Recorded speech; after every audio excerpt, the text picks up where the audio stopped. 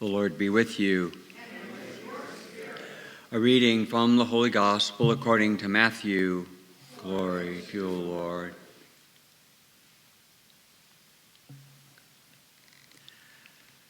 Jesus began to reproach the towns where most of his mighty deeds had been done, since they had not repented. Woe to you, Chorazin! Woe to you, Bethsaida! For if the mighty deeds done in your midst had been done in Tyre and Sidon, they would long ago have repented in sackcloth and ashes. I tell you, it will be more tolerable for Tyre and Sidon on the day of judgment than for you. As for you, Capernaum, will you be exalted to the heaven? You will go down to the netherworld. For if the mighty deeds done in your midst had been done in Sodom, it would remain until this day. I tell you, it will be more tolerable for the land of Sodom on the day of judgment than for you. The Gospel of the Lord. Praise to you, Lord Jesus Christ.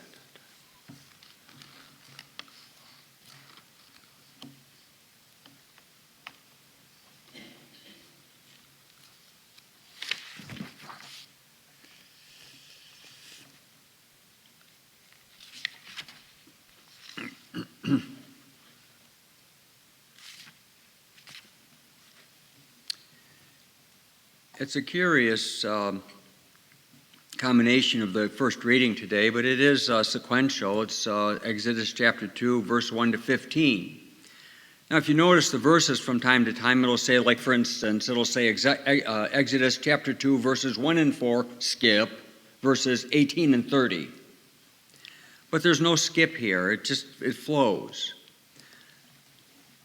So on the one hand, it cannot be denied that this is a powerful act of God. And on a second layer of understanding, it does really make quite clear that Moses is the Christ figure of the Old Testament. We know that Jesus, it was the intention of Herod to kill Jesus, and so he fled to Egypt. In this case, it was the Pharaoh who had intent on having all the boys killed at whatever age, I presume while they were still infants, because the people were becoming too numerous. There is that passage in the book of Revelation referring to Jesus fleeing into Egypt, where Mary, the woman clothed in the sun, and the dragon was about to devour the child to be born of her womb.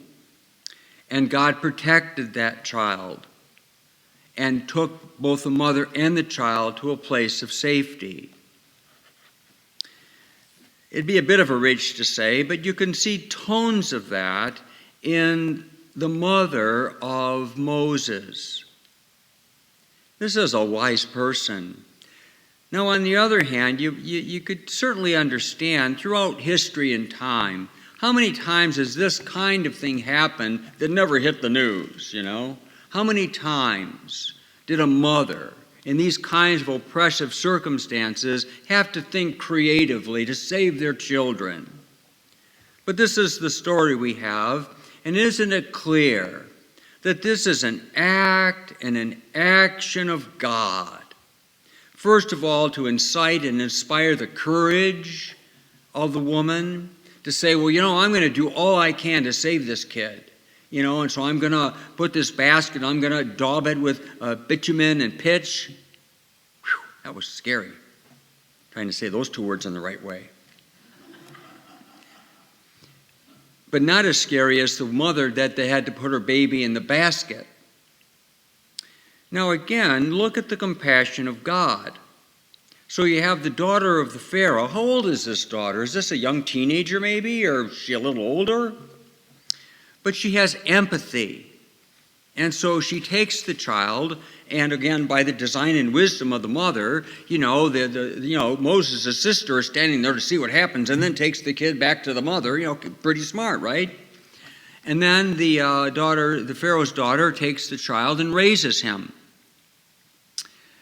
Again, we're seeing connective tones of the action and the activity of God in the work of salvation. I look to say for the Mass for the oppressed today. But there's only a Mass for those, it's a different word. So we're doing the Mass for reconciliation. Are we not all oppressed? We are. Not socially oppressed in the sense that we're imprisoned falsely, we're being starved, we're not being enslaved to anyone, but we are oppressed in the slavery of sin. So you have this act of God to save Moses, because God's got plans for him, and then you go to the story where Moses kills the guy. What do you do with that? On Sunday, we're going to hear the parable of the weeds and the wheat. It's a powerful parable, I think. It's one of the best parables. Then it says, no, don't pull out those weeds, because you might harm the weed. Everybody has weeds. Jesus makes clear that the weeds reflect or represent evil. Was it okay for Moses to kill someone? Of course it wasn't. Of course not. Was it okay for David to kill Uriah and then marry Bathsheba? No, of course it wasn't. But Moses repented, and God forgave Moses. David repented, and God forgave Moses. Look at the patience and the wisdom of God.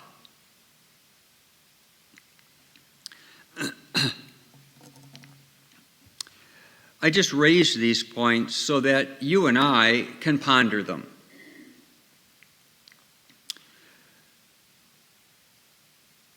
God is not a God of rules and rubrics. So, for instance, there are still Catholics, and this is not a criticism, but it is an experience. For instance, if a person said, well, no, what's the word? I'm a good Catholic. I'm conservative, and I'm the right kind of Catholic. And I keep the rules, and I keep the rules right. There are people that still think that. Now, there's something good about that, right? It's virtuous, it's righteous. The problem is, such a person says, well, I'm fine because I keep all the rules and I keep all the rubrics, and won't God be happy to have wonderful me in God's heaven? Where's that person's weeds? They're there. But the person says, well, nobody can say anything against me because I keep the rules and I keep the rubrics and I do it all correctly. And I come to church and bring an envelope. Wow, I'm wonderful. Good response. Think how hard God laughs.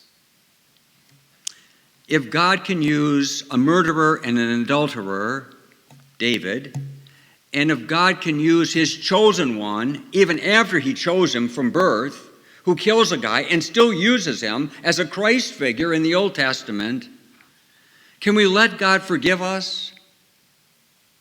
Can we say, you know what, Lord, I'm sorry. I hate my sin, but I keep doing it. So you can look at, I think it's Romans chapter 7, around verse 20, St. Paul. Why am I not able to do the good that I desire, and why do I do the evil that I hate? Weeds and wheat. Now, so you have this gospel then that seems tenseful. Is Jesus just in a bad mood? Is he kind of tired? I just finished a retreat, and it was a good one. By the grace of God, never had a bad one. But as I was putting my journal and notes that I had written to this past week or so, last week, in a binder so I could kind of use them more easily, I just happened to go through and looked at, by accident, notes from the previous year. And my eye happened to fall on a page where the Lord was talking to me, Jesus. And I don't remember because I didn't have the time at the moment to go through the previous and subsequent page. But the word there was, there's no easy healings. And it was the word that the Lord was giving me about the healing ministry, and probably me complaining about, how about more? How about it's more evident or more obvious? And Jesus says, I gave you the gifts, and you have them, and they're powerful. But healing is not easy, because for God, it's always a gift of love. It's always a gift of self-giving. I'm not doing it. God's doing it. I try to be an agent. And Deborah, who was a rich agent. And I don't care if people think I do praise her too much. I don't praise her enough. She's got more power than I do. Because she's gifted. She uses those gifts. Maybe it's in that kind of frame. Because Jesus is giving himself. He's giving himself in his human person, as a divine person, but in his human nature. He's wearing himself out day by day, listening to all these wearying stories that people have. And he's healing them.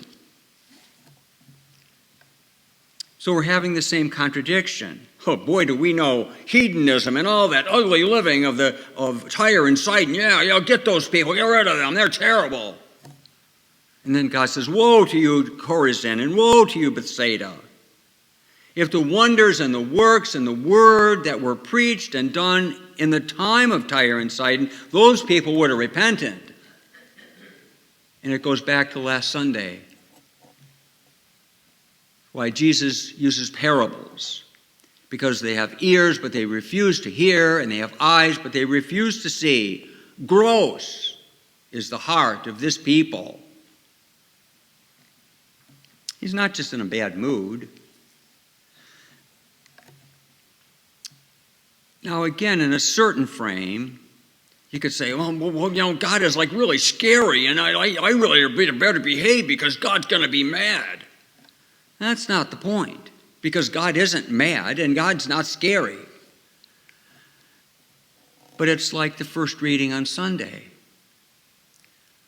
For the rain and the snow come down, and they will not return to God without doing their work. I do know people, and I won't name names, but I got more than a few people in my mind right now that we've known. Wow kind of healings. Wow. And it's like, a couple, 3 days, week later, they don't even remember, that was nice, that was cool, yeah. God does not heal so we can think, that's really cool. God heals to inspire faith. That's why he says this. He's healing people. He's healing the sick. He's raising the dead. He's forgiving sinners. He's opening the eyes of the blind and the ears of the deaf and the limbs of the paralyzed. And people going, oh, that's kind of weird. Oh, that's cool. But they're not coming to faith. Yeah, Moses killed a guy, but he kept saying yes to God, like Jeremiah. Through all the trial and all the trouble that Jeremiah went through, Moses kept saying yes to God. Did he have his faults? Boy, he sure did. He hit that lousy rock a couple times, and God said, okay, fine, you don't trust me, you're not going into the promised land. You think again, well, God sure is temperamental. We're called to trust. The mother of Moses trusted, and she was rewarded. Mary trusted, and she was rewarded. When we trust, even through the thick of our weeds, in the thicker thick of our weeds, God's going to be faithful. When you receive God's grace, may it not only bear fruit in you, but may it inspire in you praise and thanks, so that your faith might be enriched on good days and bad. Thank you, God.